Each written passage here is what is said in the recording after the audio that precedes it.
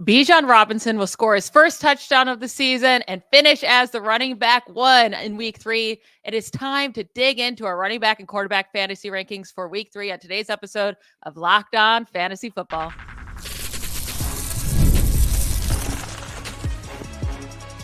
You are Locked On Fantasy, your daily NFL fantasy podcast. Part of the Locked On Podcast Network, your team every day.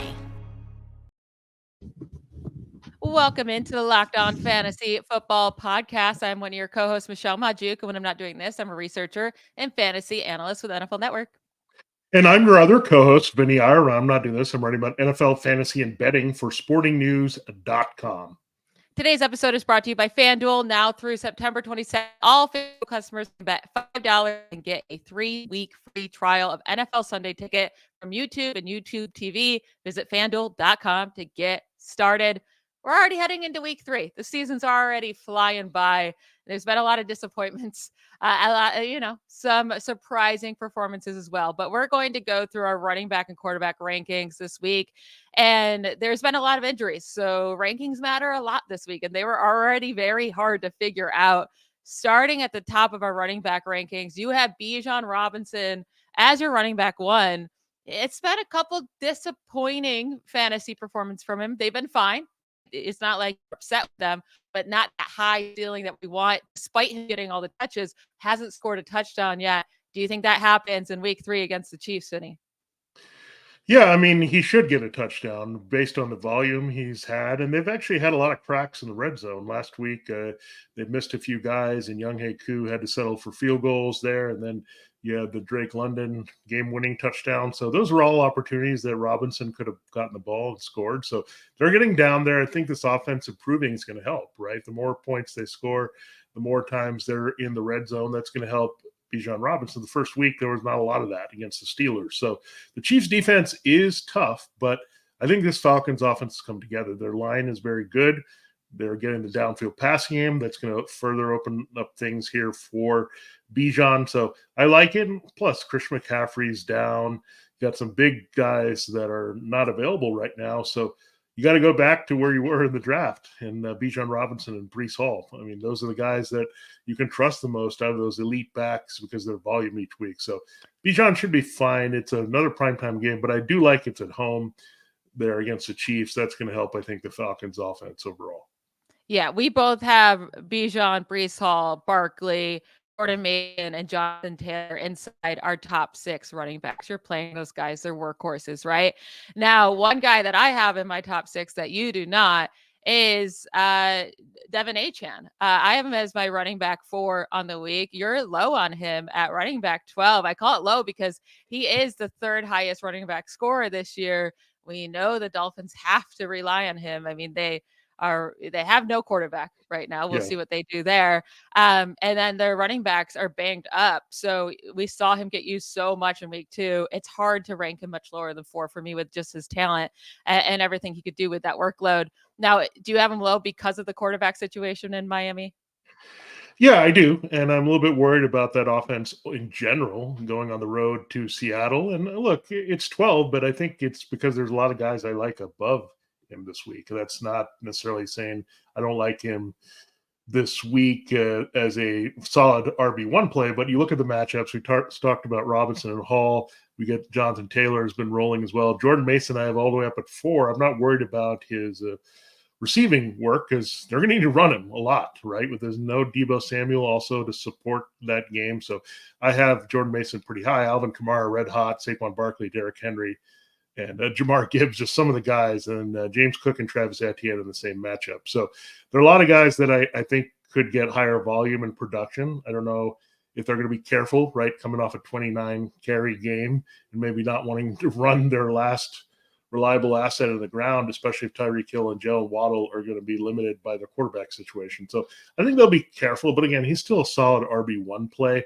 The Seahawks have been kind of up and down all over the place on offense and defense. So I can't read too much into the matchup yet versus Mike McDonald. But I think he is going to be hurt by the lack of fear in that passing game.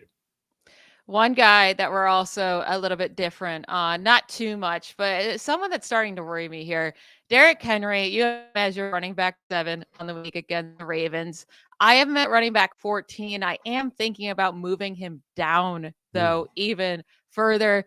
The way that the Ravens are using him is just scaring me. He's only been on the field for 47% of the Ravens' plays over the last 2 weeks. Just never on the field for passing down situations.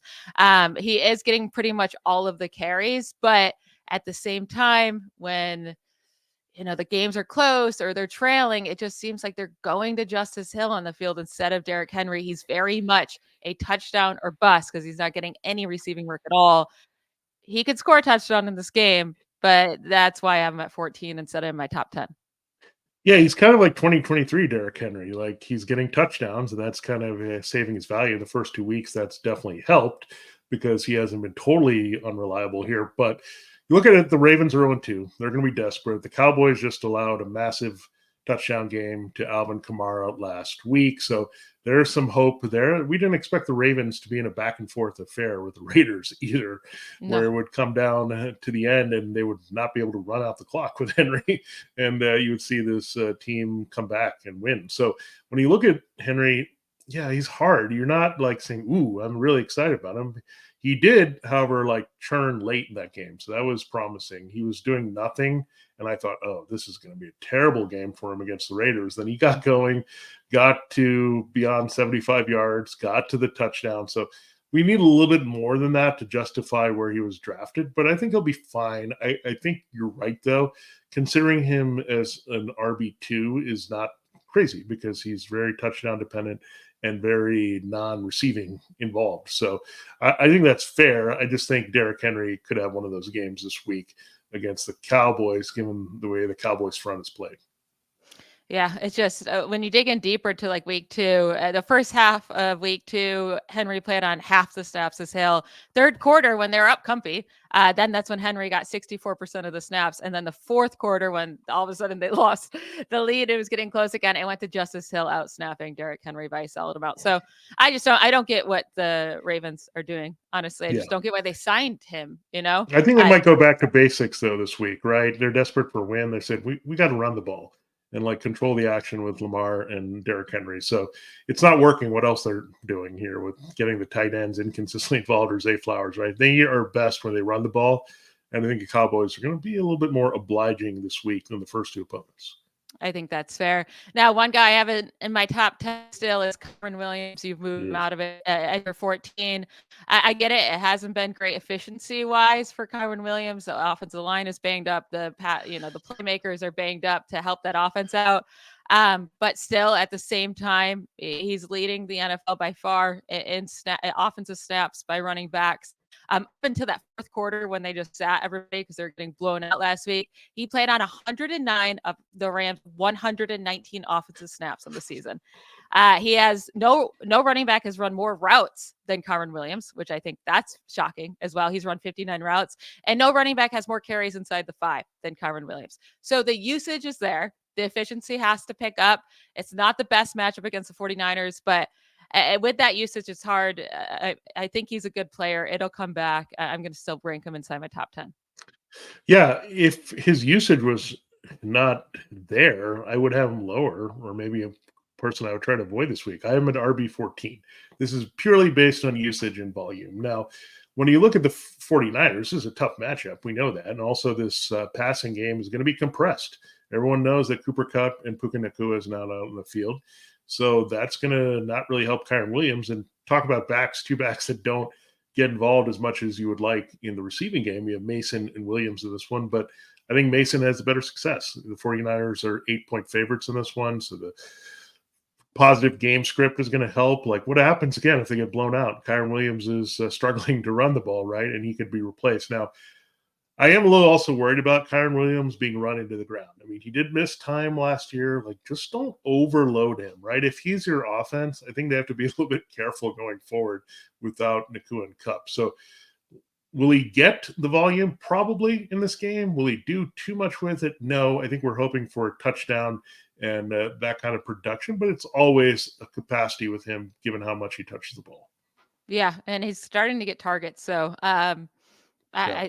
I think he's a He's going to solid. have to, right? Yeah. There's I nobody think he's a else. So. solid volume play. The efficiency, yeah, probably still won't be there against the 49ers. Is just a hard one, and the offensive line is so banged up. Some other guys I have in my top 15, James Cook sitting there at 7. Obviously, Alvin Kamara, you play. James Conner, Josh Jacobs, Travis Etienne. Those guys are all must Yeah. plays. But let's get to JK Dobbins because this dude is the running back 4 this season. A harder matchup against the Steelers defense that's been they've been great, right? So far this year. No, they did play the Broncos last week, so take that with a grain of salt. But I have J.K. Dobbins still ranked pretty high for where he was at the beginning of the season, right? So you have him at running back 17. I have him at running back 15. We're saying he's probably not going to go off, but he's still a must-play running back 2 this week. Yeah, there's a clear separation between him and Gus Edwards, and he's also not game script dependent because they can use him in the passing game should the scenario happen where the Steelers are up big. I don't see that happening. I see this as a nip and tuck kind of defensive game. But I'll say this about the Chargers. I mean, their offensive line is really special here. We know the Steelers are really good at rushing the passer, but I think this is going to throw them off a little bit, right? They're going to be run heavy, the Chargers, with Justin Herbert, and they're going to be calculated with their chances downfield. So Dobbins is going to get plenty of work in this game. He can get it done as a receiver, and it's not like the Steelers are impenetrable, right? We saw Bijan have a good game against them in week 1. Even Javonte Williams came to life against them. So I think I do like Dobbins, but you have to drop him. He's not going to explode like he did the first 2 weeks, but he's still very playable as an RB2. Yeah, and I won't be shocked if he outdoes our rankings of him, but he's been a great success so far this year. Very much enjoy him in many of my teams. We're going to finish up our running back rankings, get into some deeper guys that you might have to play with all these injuries going around right after a short break. This episode of Locked On Fantasy Football is brought to you by DoorDash. And when you trust delivery powered by DoorDash, you know you're going to get what you want when you want it in speedy time here. So with DoorDash, they're just going to take care of you, whatever your favorite local restaurant is, especially on Sundays or Saturdays when we're watching games and we don't want to leave the house. The action is intense. We want to get DoorDash because they're going to take care of us with our favorite local places and make sure we're all good, whether it's a delivery for pizza or wings or just, hey, we want some seltzers or beers to get through our day from the grocery store. They'll take care of you as well. So check out DoorDash. Football doesn't stop here, should you. I mean, DoorDash will take care of you while you're watching and in game mode. So it's a great app that you must have for all football fans. Use the promo code LOCKEDFALL24. That's LOCKEDFALL24 for 50% off, up to a $10 value. When you spend $15 or more on your first order through DoorDash, it's a limited time offer. Terms apply. Promo is not valid for orders containing alcohol. Keep that in mind. DoorDash, your door to game day greatness, your door to more. Download the DoorDash app now to order your game day favorites. Must be 21 plus to order alcohol. Drink responsibly. Alcohol is available only in select markets. This episode, Locked On Fantasy Football, is also brought to you by FanDuel. There's a special offer for you, and that's what you expect, because FanDuel is America's #1 sportsbook, and they want to make sure that you're the #1 fan tracking all your bets. Something different for you now through September 22nd. All FanDuel customers can bet $5 and get a 3-week free trial of NFL Sunday Ticket from YouTube and YouTube TV. With the YouTube TV base plan, you'll be able to watch every regular season Sunday afternoon out-of-market game. That's fantastic. You're tracking your fantasy teams. You're looking at your action that you have at FanDuel. All you need is a Google account and a current form of payment, and you can cancel anytime. So enjoy that trial. All you have to do is visit FanDuel.com and download America's #1 sportsbook. Take advantage. All right, Michelle, let's continue the show here, looking at our next wave of running backs. And there's some question marks this week, and we have some key injuries. We're looking at figuring out what to do without Joe Mixon for many of us, added to the shelf. Isaiah Pacheco, we also is out for sure. So let's look at it. Rashad White and Brian Robinson Jr. Interesting combination of backs. White was a dud last week for sure. He got hurt had to come out of the game. Bucky Irving was there. Faces the Broncos this week. I'm at RB13. Brian Robinson Jr., I've been RB15 against the Bengals. Very good game against the Giants last week. Got into the end zone. Michelle, what do you think about these two guys this week? Maybe some questions for some listeners. Yeah, Rashad White's just so bad. So I am running back 25. I do like the Brian Robinson call. I have him ranked as my running back 18. But with White, he's averaging 1.96 yards per carry this year. He is the only player averaging under 2.5. And he's at 1.96 yards per carry this year among guys with 25 or more carries. Will they really have to throw all that much against the Broncos? Because that's the only way he gets points, right? Like, I do expect them to run a lot, but what is Rashad White going to do? Do they put in Bucky Irving, who has found more success in that backfield so far? So that's why I have him lower. The White thing is not working out for them in the backfield. And then with, Brian Robinson's just been a really solid play. 14 points last week, 16 points in week 1, getting the majority of the snaps in that backfield over Austin Eckler. He even got 2 targets in the red zone last week. Austin Eckler has 0 red zone targets this year. So listen, Brian Robinson is a low end RB2 most weeks. He doesn't have a super high ceiling, but he seems pretty safe with that workload. Yeah, Robinson, I liked him a lot because you went in. Austin Eckler is older, and they're going to use him as a pure check down type back in that offense. And he was busy in week 1, but Robinson's been really good. And it's been a run heavy offense for sure with Jaden Daniels, and very compressed passing game. Very compressed passing game is an understatement. They're just not throwing the ball downfield. So leaning a lot on the running backs. They got Zach Ertz and Austin Eckler. This is my fear that was going to be like that type of passing game. So it's not great for the passing game, but it's been really good for Robinson early. And then with other guys that are like kind of in that range, right, of players who, especially in the Rashad White range mostly, players who have been disappointing, it's DeAndre Swift, Zamir White, and Zack Moss. Mm-hmm. Now, these 3 guys all have great matchups this week. Swift gets the Colts, White gets the Panthers, and Moss gets the Commanders. With Moss, he's been on the field so much. It's like 78% of the time of the Bengals offensive snaps, he's on the field. He's on the field for third down plays. He's on the field for the red zones. Chase Brown's not a thing, right? So I'm confident in him with the workload, and now he finally gets a nice matchup. It was 2 hard matchups to start the year against the Patriots and Chiefs. Commanders and the Panthers next week. I'm throwing in Zack Moss, but out of these 3 guys, who do you like the best in the matchup this week? Swift, White, or Moss? Yeah, I like Moss because I know the Bengals are going to play from ahead, and he's getting the majority of backfield snaps. Chase Brown has a change of pace, but I know Bengals at home. Figure on Monday night they'll throw to get a lead. Moss will be involved in the red zone, so I do like him to score a touchdown and have a very good rushing day. Then I like Zamir White. Again, the Panthers' run defense is atrocious. Zamir White is still getting significant carries. It's just Alexander Mattison has pilfered a couple touchdowns. But I think White can reel off some long runs in this one, have volume. This is, I think, what the Raiders really want to do. Keep in mind the first 2 games, they were passing a lot with Gardner Minshew. I think they'll do that, but the passing game has been pretty good, right? Brock Bowers and Devontae Adams, that's going to help bring things up for White. And look, they're going to be playing from ahead. So Zamir White's going to stay on the field. Now, DeAndre Swift, I have some hopes. But if he does not do it this week, Michelle, I'm going to be really down because the Colts have been awful against the run. Joe Mixon went off in week 1 where we didn't expect much from him in that Texans running game. Then last week, the Packers said, hey, we're just going to keep running until you can stop it. And they won the game with Malik Willis. So this has to happen here this week. They need it, right?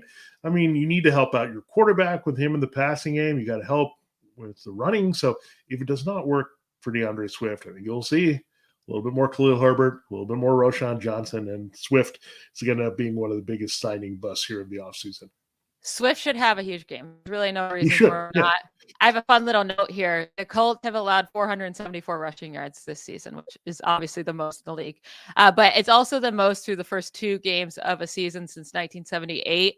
They're one of just 4 teams over the last 20 seasons to allow at least 425 rushing yards. The 3 teams prior all allowed 180 or more rushing yards in week 3. So it's not like they got any better in week 3. So I don't expect the Colts to magically get better at stopping the run. DeAndre Swift, should be so good. That's why we both have him ranked as a very playable RB2 this week, despite him really stinking. And then with Zamir White, he overtook that field again week 2. It was Alexander Madison who led in week 1. He outstaffed Madison 40-14 in week 2. That his upcoming schedule, like trade for Zamir White, because people are probably down on him. He gets the Panthers, Browns, Broncos, Steelers, and Rams over the next 5 weeks. Those are nice matchups where the Raiders are going to be in the game against those offenses. So definitely trade for him if you can. And I like starting all 3 of those this week, with Moss being the highest ranked guy for me and for you. You have Moss at 22 and I have him at 20. Now, lost my train of thought here. With Braylon Allen playing tonight against the Patriots, obviously Breece Hall, we have ranked as a top 2 running back this week. He's my running back 1. He's been fantastic. But Braylon Allen last week scores 2 touchdowns. He looks good. Is he a possible play with, Joe Mixon injured and just all these injuries going out throughout the entire league, maybe in a flex play? Would you consider Braylon Allen tonight? Yeah, I think you look at Braylon Allen, you also look on the other side of it with Antonio Gibson, who surpassed the century mark. I mean, this game could be a lot of running between the Jets and the Patriots and really feeding the backs. Now, Braylon Allen, look, you're probably going to hope that the Jets do come through with their defense and blow them out, and Allen is playing a lot behind Hall, and they might incorporate him regardless, right? Because they don't really have a lot of playmakers after Hall and Garrett Wilson. They're still trying to figure out Mike Williams and the rest here. So when you look at that, I mean, yeah, I think, Allen, if you're desperate, you can go in that direction. And the problem, I'll tell you, and you could also look at Gibson, I guess, if you're in a PPR league, if he's getting some work here as maybe their second option in the backfield, but maybe now the second option in the passing game after Hunter Henry. So you can look there. But the problem here, right, with the Chiefs and Texans situation, they're really cloudy, right? What do you get from Carson Steele or Samaje Perine? What do you get from Cam Akers, who fumbled last week, and Dameon Pierce didn't play, and then you have Dario Goodman-Wale? Like, this could be 2 frustrating committees and 2 teams just throwing the ball a little bit more. So keep that in mind. I think maybe the best backup options or fill-in options this week for Mixon and Pacheco may not be Chiefs and Texans. Yeah, I'm leaning on the Samaje Perine side, by the way, for just this week against the Falcons. Yeah. Like, I don't know how much they're going to give Carson Steele. He does have, he's an undrafted rookie, but he has a big body at 6'1", 225. He did fumble like right away when given the chance. I don't know. That's, like you said, that's risky. Cam Akers, it does seem like Dameon Pierce might be out again too. So if Joe Mixon and Pierce both mix, I don't think Cam Akers is the worst choice, but Braylon Allen would probably be my choice over all of those guys if I have to fill in for Pacheco or Mixon this week. We are going to get into our quarterback rankings. Quarterbacks have been bad, man. I mean, kickers have been stealing the show. It's kicking field goals, which is not allowing a lot of touchdowns for our quarterbacks, but we're going to figure out who's going to be great in week 3 and who will not. We'll get into all of that after another quick break. This episode of Locked On Fantasy Football is brought to you by the Game Time app. Buying tickets to your favorite events shouldn't be stressful. Game Time is the fast and easy way to buy tickets for all the sports, music, comedy, and theater near you. With killer deals on last-minute tickets and their best price guarantee, you can stop stressing over the tickets and start getting hyped for the fun you'll have. I have used this app pretty much anytime I'm going to buy tickets for anything, but especially football games, especially baseball games at the last second. I love to be a last second buyer. So I need an app I can trust. I need an app that's fast. I need an app that just like has my back, right? And that is Game Time. It's the fastest growing ticketing app in the country for a reason. You get to see your seat like when you buy, right? So you're not going to be surprised when you arrive if something's like obstructing your view. You know exactly where your seat's going to be and what your view will be before you buy. You can buy tickets in a matter of seconds, 2 taps and you're set, and tickets are sent directly to your phone so you never have to dig through your email. Take the guessing work out of buying tickets with Game Time. All you have to do is download the Game Time app, create an account, and use code LOCKEDONNFL for $20 off your first purchase. Again, that's code LOCKEDONNFL, LOCKEDON NFL for $20 off. Terms apply. Download Game Time today. Last minute tickets, lowest price guaranteed.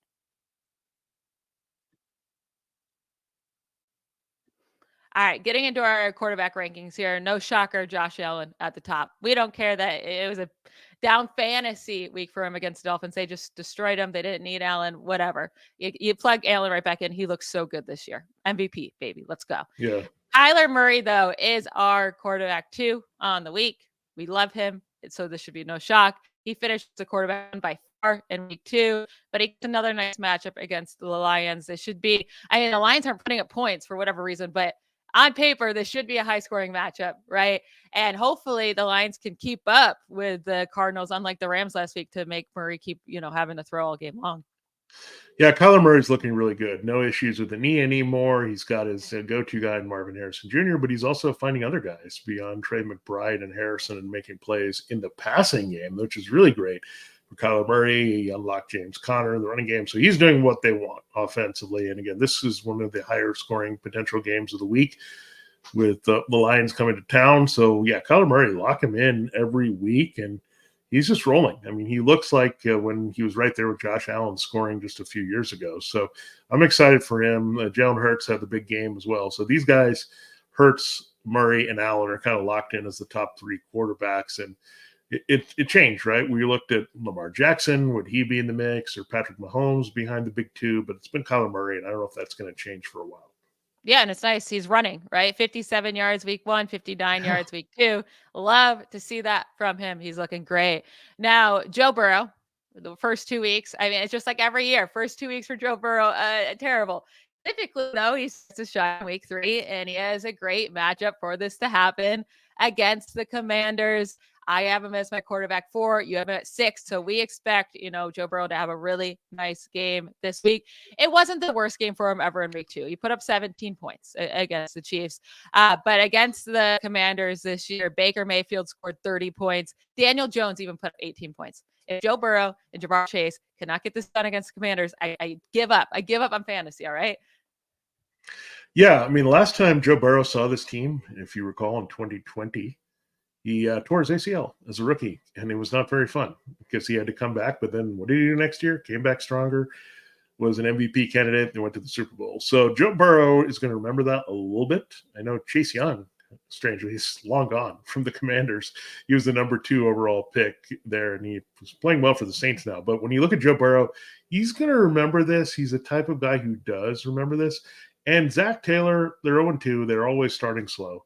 But Zach Taylor is one of those coaches who can be relentless with the passing game, right? He's not going to say, we're going to just take a lead and just run it. That's not what the Bengals do. They want to get the ball to Ja'Marr Chase. They showed last week that they'll get it to anybody, right? Without T. Higgins in there, they're throwing to Andre Osavas, deep shots to Jermaine Burton. You have Mike Gesicki going off. So they'll spread it around and throw it anywhere as much as they can with Joe Burrow, especially when the matchups are this good inside and outside against the Commanders. Yeah, I agree with you. They have to come through. Joe Burrow and Ja'Marr Chase have to just demolish the Commanders, where you're going to get that confidence back in them. And there's an outside shot. I wouldn't totally believe in Higgins playing this week, but if he can return, obviously that's going to boost Burrow's value a little bit more. It'd be so great if T. Higgins could return. They didn't put him on IR, so you would expect him to be back. This week, or at the very least next week, or else you don't know why they wouldn't have just put him on IR if they expected 4 weeks. But with the mobile quarterbacks, including the one playing also in that Bengals game, Jaden Daniels playing against the Bengals, he disappointed last week as quarterback 15, 0 touchdowns again. Does not have a passing touchdown yet this year. None of the rookies do. And then only 44 rushing yards. That was a disappointment, right? And then with Anthony Richardson playing against the Bears, he was so bad. Quarterback 25 on the week, only 37 rushing yards, 1 touchdown, 3 interceptions. Among these 2 guys, who do you feel better about throwing back into your lineup? Or are you comfortable throwing back into your lineup? Because we both have Jaden Daniels still ranked inside our top 8, but Anthony Richardson is your quarterback 14, while he's my quarterback 9. Yeah, Anthony Richardson I am worried about, and here's why. I think he's just too dependent on throwing downfield. They're kind of opposite problems. Anthony Richardson likes the deep ball, but he really struggles throwing the underneath short range intermediate passes, those consistency balls that keep the chains moving and all that. He struggles with that. He wants to throw the deep ball. The problem is you can't do that against the Bears because they have a good pass rush with Montez Sweat. They have a very good cover corners that are going to contain things deep. This matchup as a passer is really terrible for Richardson this week at home. So, especially his style of passing. So I'm a little concerned there. That's why I'm down at 14. His running cheat code could give him a high floor in this one. He might have to take off and run at home. He typically plays better at home. So that's why I don't have him any lower than 14, but I would fade him in shallow leagues, and he's still playable in deeper leagues, however, as your starting quarterback, because you drafted him that way. Now, Jaden Daniels, Michelle, I just go to this, that he's had the opposite problem. They're not throwing deep with him at all. It's too compressed. We need to see his big arm fly. This is why Terry McLaurin's not doing anything. This is what I expected them to do, is throw deep with Daniels to McLaurin, but instead it's like these short. I think he's averaging like 4 yards of depth of target or something ridiculously low. He's like almost anti-Richardson. So yeah, if he can get going and you open it, trust the kid to open it up, Cliff Kingsbury. Let's do this. Like, they're going to play the Bengals. You're going to have to put the ball in the air. You're not going to be able to get away with the running game. Listen, yeah, they need Shane Steichen is too good for what happened against the Packers last week. I trust him to get back. It is a tough matchup against the Bears, but I don't think it's going to be nearly as bad as it looked before. So you drafted Anthony Richardson. You're going to just keep plugging him in and hope for things to turn around. It was a great week 1, just a bad week 2. Now, Derek Carr, I don't know what's going on with this man, but he's quarterback 2 so far in fantasy this year, but also since week 15 of last season, he's the second most fantasy points per game among quarterbacks, behind only Lamar Jackson, averaging 22 points per game since week 15 of last season. Like, he's been on fire, and he gets the Eagles this week, who I mean, they were pretty good against Kirk Cousins, but have been bad as late as a passing defense. So is this a guy that we finally start to trust? Do we play him over Jared Goff, Kirk Cousins, and maybe even Dak Prescott? Yeah, I think what's happening is Derek Carr is kind of developing into this year's Brock Purdy or CJ Stroud, right? Slowly, but I think we need a little bit more body of work to go to Derek Carr, because he's been streaky in the past and he can put up some games, and his volume was not that high last week. It was He only not had 11 completions. Yeah, so I mean, let's calm down a little bit. He had one massive game, and Kamara's gone off. I do like the offense. It's much better. They're using play action, which is nice. They didn't do that last year. Why wouldn't you do that? Well, Alvin Kamara, the running game, that's opened things up. The Rashid Shaheed deep shots. The Eagles have given up some deep shots. If you look at it early in the season, last week, Darnell Mooney, he ran the slot and scored. That's what Rashid Shaheed can do. So when you look at it, this Eagles defense might be built to help the Saints keep scoring. And we know the Eagles offense is going to put up some points on the Saints. So this could be a very high scoring game. And you definitely want to have every attachment in this one as possible, like the receivers who are healthy, the quarterbacks, the running backs, everyone. This could be a very big explosion on both sides. So again, Derek Carr, it just looks more trustworthy. This offense has been fantastic. They're scoring 40 points now all of a sudden consistently. I think he'll cool off eventually, but the Eagles, again, they've given it up quite a bit. I mean, you have to say Kirk Cousins and Jordan Love, they combined and compiled here in the first 2 weeks. Yeah, I mean, Derek Carr is just, I think maybe at this point he's safer than a Jared Goff or Kirk Cousins. Yeah. I think about him. I wouldn't get too crazy. I do have him ranked as my quarterback 10 on the week. He's your quarterback 11. So we do like him this week. Now, last up here for our quarterback questions, I'm going to give you 3 guys and I want you to rank them. Brock Purdy against the Rams with like no weapon. He doesn't have Debo and he doesn't have Christian McCaffrey. Or Baker Mayfield against the Broncos. Or Caleb Williams, who's been a disaster, but he gets the Colts and he has been running a little bit, right? Will he be better than? Rank those 3 guys this week. Yeah, I love Purdy this week, and I think he'll have to throw more. And it's just obvious. With Jordan Mason is going to have a good game, but he's going to look downfield, and this is good. With Debo and Christian McCaffrey out, they're going to trust Brock Purdy. He needs a get-well game, and the Rams have been terrible. This could be very similar out of the pocket, passing downfield to George Kittle and Brandon Ayuk. The matchups are out of this world for both key targets this week. So I love Brock Purdy. You just have to be aggressive throwing before they hand it to Jordan Mason to run out the clock and score some points late in the game. So Brock Purdy, I love really. Now, surprising, but it's going to be Caleb Williams second. This Colts defense stinks. And if they are going to get on track against somebody, I think this is it. Caleb Williams, I think, has a chance for 2 touchdowns this week. DJ Moore is just missing with Caleb Williams. It's going to happen eventually here. I think they'll get their tight ends more involved. I think Caleb Williams could do more running this week. That would also help him maybe get comfortable. So I'm feeling it with Caleb Williams. Again, not just his first touchdown pass. to get the rookies on the board, but 2. I'm calling for 2 this week. And Baker Mayfield, I have 3rd, only because the matchup's a little tough. I don't think he's going to throw a lot with volume, so I have him 3rd behind these 2 guys. But Caleb Williams, I probably like more than others this week. Yeah, I'm going with Brock Purdy first as well. And then I'm going with Baker way over Caleb Williams. I mean, Caleb Williams has shown us nothing. And it's not like quarterbacks against the Colts are like, CJ Stroud was held to 18, Malik Willis barely threw, but held to 13. But Baker's like I brought up Derek Carr's at quarterback 2 in the season. It's Baker quarterback 1 by like a solid chunk. He's balling out, right? So I'm willing to stick with Baker over Caleb Williams. And I agree, like Brock Purdy should be targeting Ayuk way more, Kittle way more. Like let them do this against the Rams. I have Purdy and Baker very close in my rankings. So I'm fine with either one. They're actually ranked to back here. And you have Purdy at 9. So you really like him this week and tied your top 10 with Baker done at 16. So a big gap for you. So maybe that's the tiebreaker for our listeners. You'd go with Brock there. That is it for today's episode. Thank you to you all for making Locked On Fantasy Football your first listen every day. Everydayers, we'll be back tomorrow with our wide receiver and tight end rankings for week 3. Don't miss it. Bye, y'all.